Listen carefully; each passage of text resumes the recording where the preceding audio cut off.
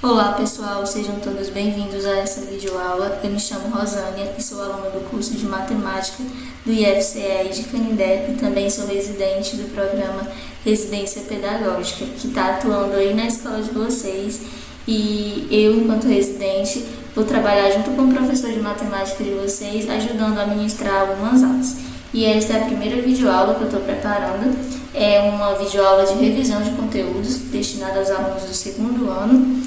E é uma aula de correção, tá? Onde a gente vai corrigir algumas questões que já foram vistas previamente por vocês e abordando dois conteúdos, tá? Os conteúdos de função afim e também de função quadrática.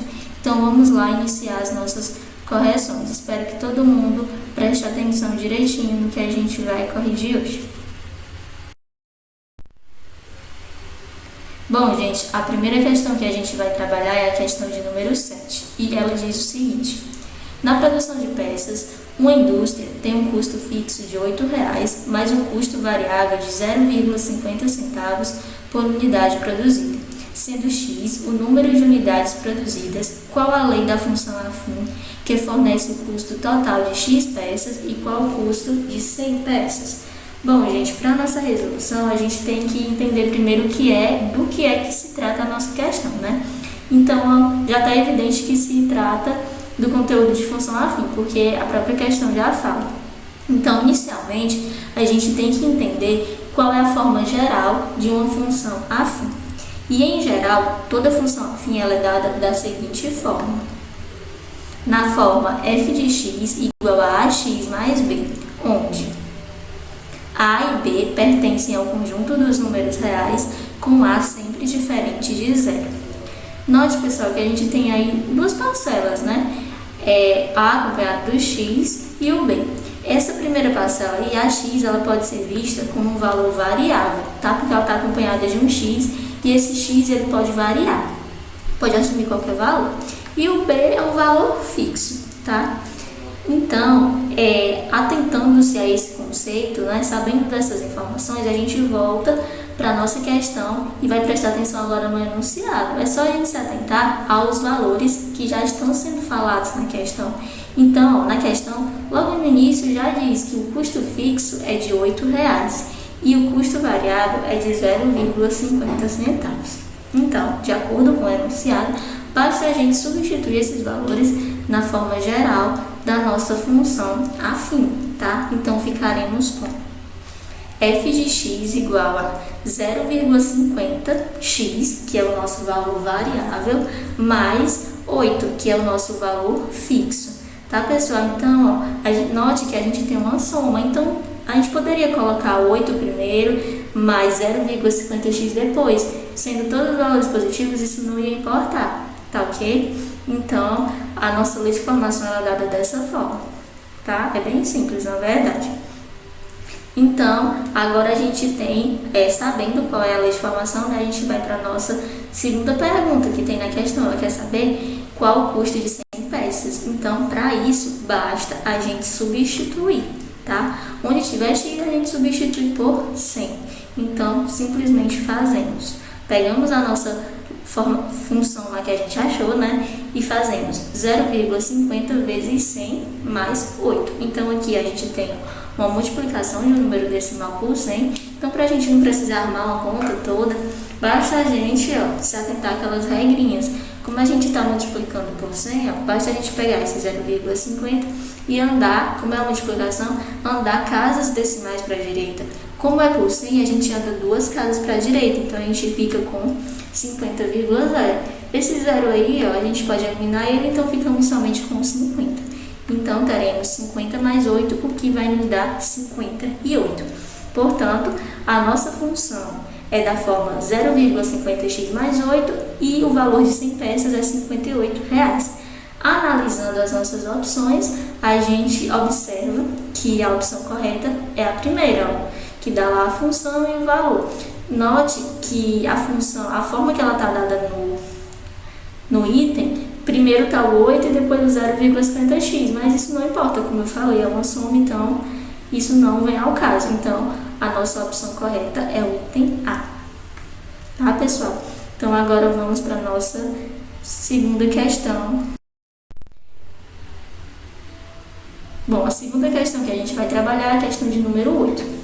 E ela diz o seguinte: dada a função f de x igual a ax mais b, e sabendo que f de 1 é igual a 5 e f de menos 3 é igual a 7, determine a lei de formação dessa função. Então, de novo, né, pessoal, para a gente começar nossa resolução, vamos relembrar a forma geral de uma função afim, que já está dita na questão, mas não custa nada, que é da forma f de x igual a ax mais b.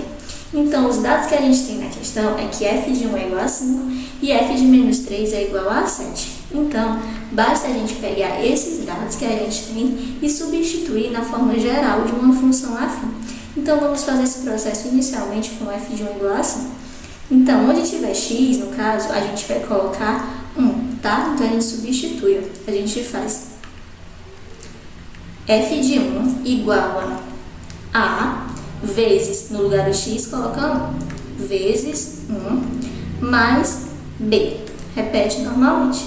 E agora a gente faz, o f de 1 a gente já sabe que equivale a 5. Então, temos 5 igual a vezes 1 é igual a a mais b. Só para questão de organização, né, eu gosto de organizar dessa forma. A mais b igual a 5, tá? Mas se quisesse deixar da outra forma também poderia. Então, temos a mais b igual a 5, a gente vai chamar isso aqui de 1, tá? Vamos guardar essa informação. E esse mesmo processo a gente faz com f de menos 3 igual a menos 7. Então, temos f de menos 3 igual a menos 7. E a gente vai substituir também. F de menos 3 é igual a vezes, no lugar de x colocamos menos 3, mais b.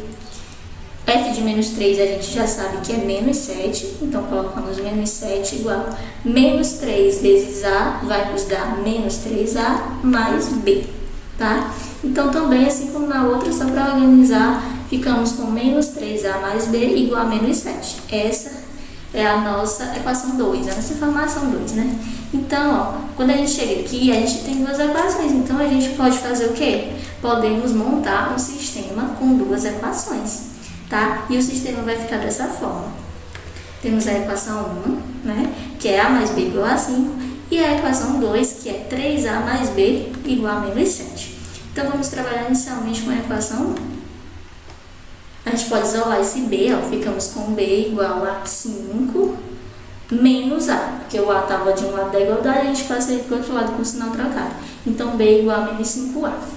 Tá? Agora, vamos trabalhar com a segunda equação. A gente tendo esse valor inicial de b que a gente encontrou, basta a gente substituir ele na equação 2. Então, ficamos com menos 3a mais 5 menos a, que é o novo valor de b, igual a menos 7. Tá? Agora, a gente vai trabalhar com os termos semelhantes. A gente tem menos 3a e tem o menos a aí que é semelhante, né? Ambos possuem a. Então, menos 3a menos a, isso nos dá uma soma, né, com sinais iguais, então ficamos com menos 4a. Repetimos o mais 5, igual a menos 7, tá? Aí aqui agora a gente pode deixar de um lado da igualdade quem está acompanhado de alguma letra e do outro lado quem é independente, né, termos independentes. Então, a gente pode ficar com menos 4a igual a menos 7, que já estava lá do outro lado, e esse 5 a gente passa para o outro lado também na forma de menos 5. Então, ficamos com menos 7 menos 5. Então, menos 4a vai ser igual a menos 12, porque temos sinais iguais, então a gente soma e permanece o mesmo sinal. Agora aqui, a gente pode isolar o a, né? Então, a gente coloca a igual a esse menos 4 que está multiplicando de um lado, a gente passa ele dividindo do outro lado. Então, ficamos com a igual a menos 12 sobre menos 4. Então, teremos a igual a 3, porque são uma divisão com dois valores negativos, dois sinais iguais, então fica um número positivo. Então, a igual a 3. Sabendo, né, descobrindo o valor de a, basta a gente substituir esse valor agora no nosso valor inicial que a gente tinha descobrido de b, referente a 1. Onde tiver a, a gente coloca 3. Então, b igual a menos 5a, que era o que a gente tinha encontrado inicialmente para b, a gente coloca b igual a 5 menos 3, tá? Então, b será igual a 2. Dessa forma, né, teremos a nossa lei de formação, que vai ser o valor de a é igual a 3, ou seja, 3x mais o valor de b, que é 2. Então, f de x é igual a 3x mais 2.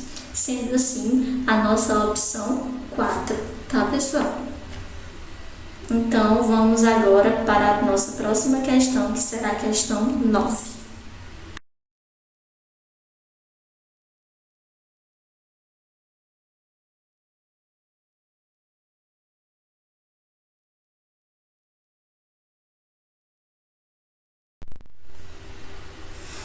A questão 9, pessoal, diz o seguinte: dado o gráfico da função de R em R abaixo, identifique a função f de x mais ax mais b correspondente. Então, pessoal, nessa questão aqui a gente tem que inicialmente escrever uma função que representa cada reta, tá? A reta do x e também a reta do y. E para isso, para a gente poder fazer isso, inicialmente a gente precisa de 2 pontos. Então, vamos observar cada uma das retas, né? O eixo das abscissas, que é o eixo do x, e o eixo das ordenadas, que é do y. Inicialmente, os pontos que a gente tem são esses, ó. O primeiro ponto referente a x, tá? Esse primeiro ponto aí, então, temos um valor para x que é 2 e um valor para y que é 0. Agora, o ponto referente ao eixo das ordenadas, ao eixo do y, a gente vai ter o seguinte par, né? Par ordenado, na verdade, que é 0 referente a x e 20 referente a y, tá, gente? Sempre lembrando, o primeiro isso daí, esse conjunto de pontos, a gente chama de par ordenado. E o primeiro valor sempre é referente a x e o segundo sempre é referente a y, tá? Isso é muito importante. Então, conhecendo, né, esses 2 pontos, a gente vai voltar lá na forma geral de uma função afim, que pode ser dada da forma y igual a x mais b, lembrando que o f de x, ele pode também ser representado por y, tá? Então, temos y igual a x mais b. Conhecendo esses pontos, basta a gente substituir nessa formazinha geral aí, tá? Então, vamos fazer esse primeiro processo com o primeiro ponto que a gente tem, né? O primeiro par ordenado, que é referente a x, depois a gente faz com o outro. Então, vamos fazer logo com o par de 2 e 0.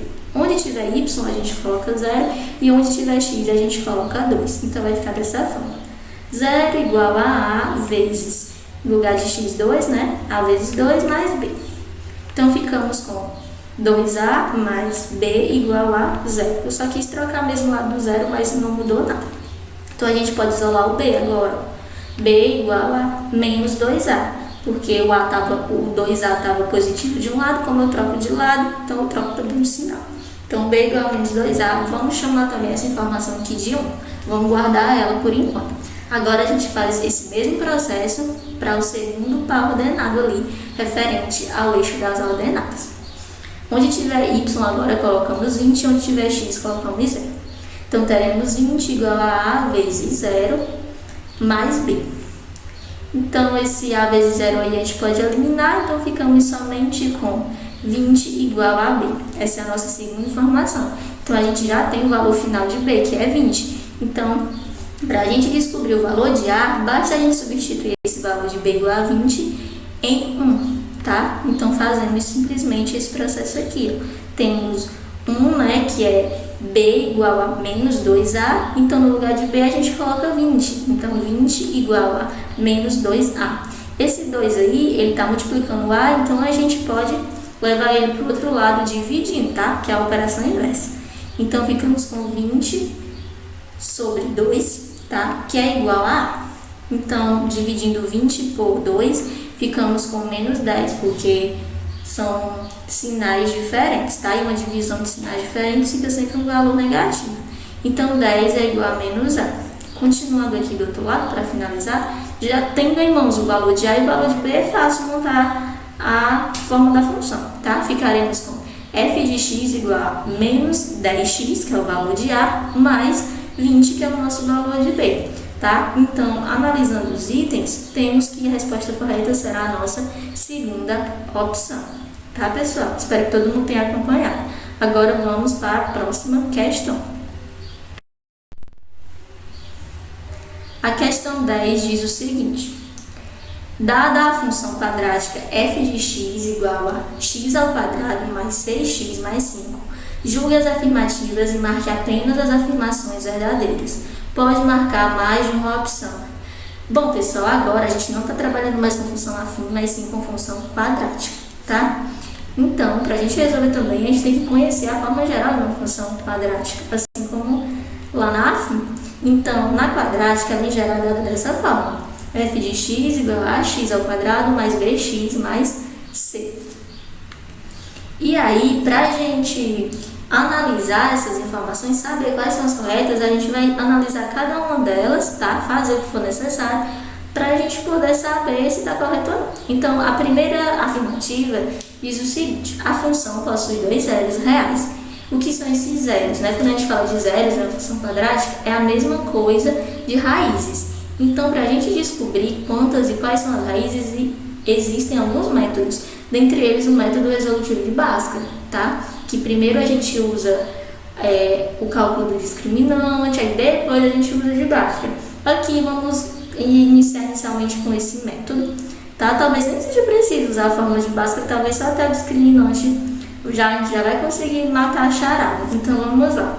Para isso, para usar esse método, a gente primeiro vai precisar transformar nossa função em uma equação. E para isso, basta a gente igualar ela a zero. Tá vendo? Essa aí é a nossa forma geral, então a gente somente iguala a zero. Trazendo essa informação para a função da questão, ficaremos com x ao quadrado mais 6x mais 5 igual a zero. Pronto. Agora a gente só separa os coeficientes, tá? Então vamos lá. A é igual a 1, porque sempre que tiver o x assim, que ele estiver sozinho, é como se estivesse na frente. Então A é igual a 1. B é sempre o termo que vem acompanhado de uma letra, então é igual a 6. E C é sempre o termo independente, no caso igual a 5.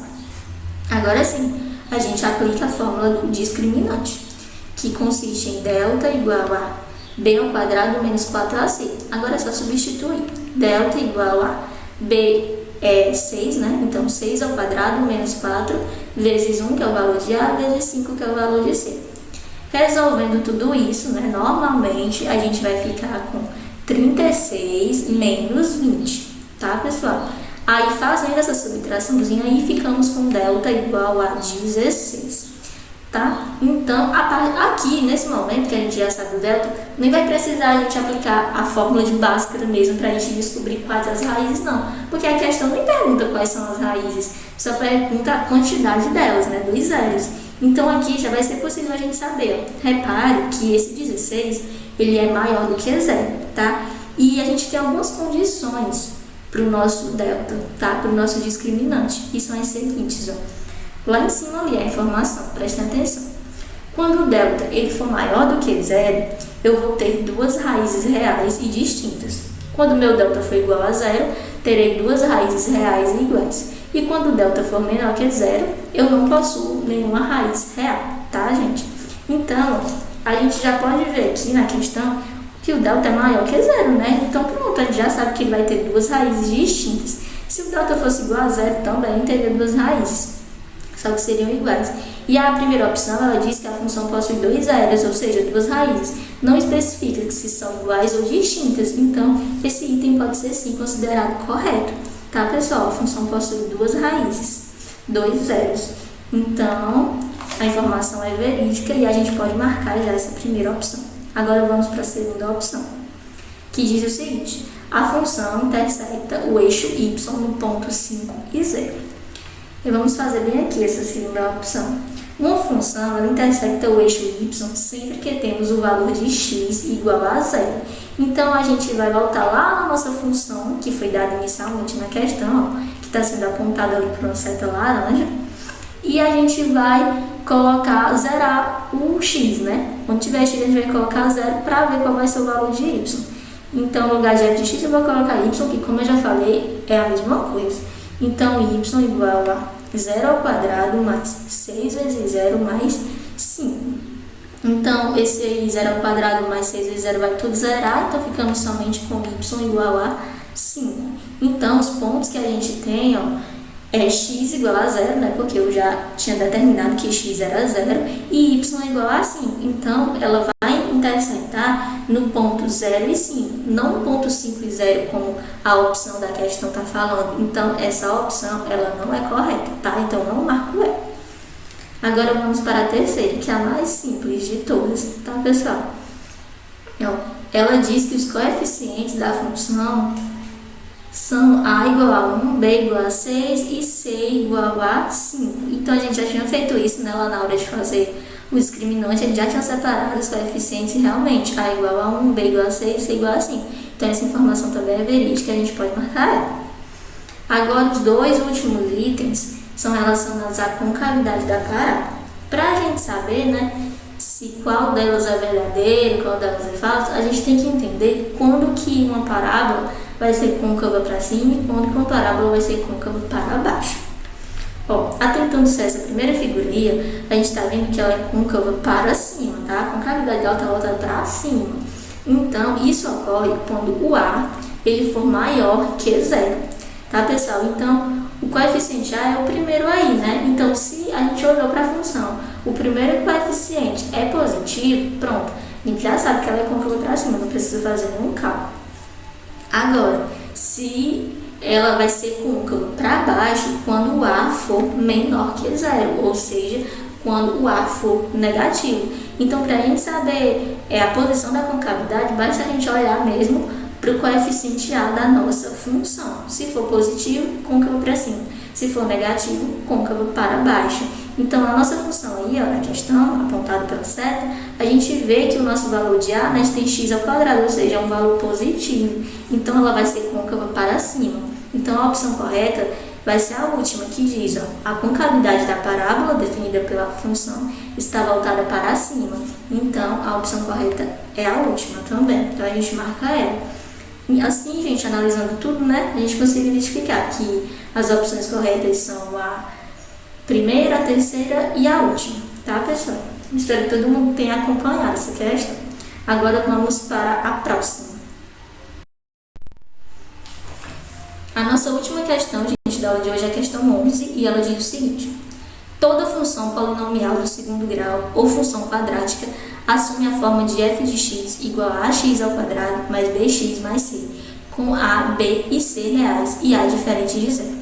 As seguintes funções são definidas em R. Identifique a função que não é quadrática. Essa aqui a gente não vai precisar fazer nenhum cálculo, somente observar mesmo as condições, né, para uma função ser quadrática e observar as opções que nos foram dadas aí. Então, já na questão já diz quais são as condições para uma função ser considerada quadrática, mas eu vou fazer questão de lembrar ela aqui. A gente tem 3 pontos para analisar, né? O primeiro ponto, ela tem que ser da forma f de x igual a x ao quadrado mais bx mais c. Só lembrando, gente, que por vezes algum desses coeficientes vai faltar, tipo o b ou o c, tá? Mas aí eles vão assumir valores de zero. Então, essa função vai ser considerada incompleta, mas ela continua sendo quadrática, tá? A segunda condição, o segundo ponto, é a, b e c serem números reais, tá? Pertencerem ao conjunto dos reais. E a terceira opção, o terceiro ponto, é que A seja sempre diferente de zero, ou seja, em uma função quadrática, o coeficiente A nunca assume um valor de zero. Então, sabendo desses pontos, vamos analisar item por item. A primeira função é da forma 5x ao quadrado menos 3x menos 2. E a gente vê que ela é uma função toda completinha, tem todos os coeficientes A, B e C. Os números são, sim, reais, todos, A, B e C também. E o A não assume valor de zero, assume 5. Então, atende todos os 3 pontos, então ela é, sim, quadrática. Então, a gente não marca ela. A segunda função, 3x ao quadrado mais 55. Essa, gente, ela é uma função incompleta. Ela tem um coeficiente A, tem o coeficiente C, que é o termo independente, mas não tem o coeficiente B, que é aquele que não é acompanhado de uma letra. Então, ela é uma função incompleta, mas ela continua sendo, sim, quadrática, porque ela atende todos os critérios, na verdade. Todos os números são no conjunto dos reais e A é diferente de zero. Então, ela é uma função quadrática incompleta, mas é correta. A terceira opção, na verdade, agora, que é somente f de x igual a menos 8x. Nessa, pessoal, o único coeficiente que a gente tem é o b. Tá vendo? Ó, menos 8x. A gente nem tem o A e nem tem o C. Sendo assim, A e C assumem valores de zero. E lembra do nosso terceiro ponto aí? A nunca pode ser zero. Então, essa função aí, ela não pode ser considerada quadrática, tá? Então, a gente já marca ela. Isso aí é a primeira errada que a gente está vendo. Então, vamos analisar as outras duas para ver se tem mais algo. A próxima diz que f de x é igual a menos x ao quadrado mais x menos 5. Então, olhando assim, ela é toda completa, tem os 3 coeficientes, ambos pertencem aos reais e o a é diferente de zero. Então, ela é quadrática. E a última opção, temos que f de x é igual a x ao quadrado mais 2. Ela é também completa, porque falta o nosso coeficiente b, né? Mas ela atende todos os critérios, todos pertencem aos reais e o a é diferente de zero, tá? O a não é zero. Então, ela é uma quadrática incompleta, mas continua sendo uma função quadrática. Então, a gente não marca ela. Portanto, o único item, né, que não se encaixa em uma função quadrática é a terceira opção, então a gente só marca ela. Tá, pessoal? Espero que todo mundo tenha acompanhado e tenha dado tudo certo nessas resoluções. Eu desejo bons estudos a vocês, tá? E até a próxima aula, que ainda virão muitas videoaulas, se Deus quiser. Até a próxima!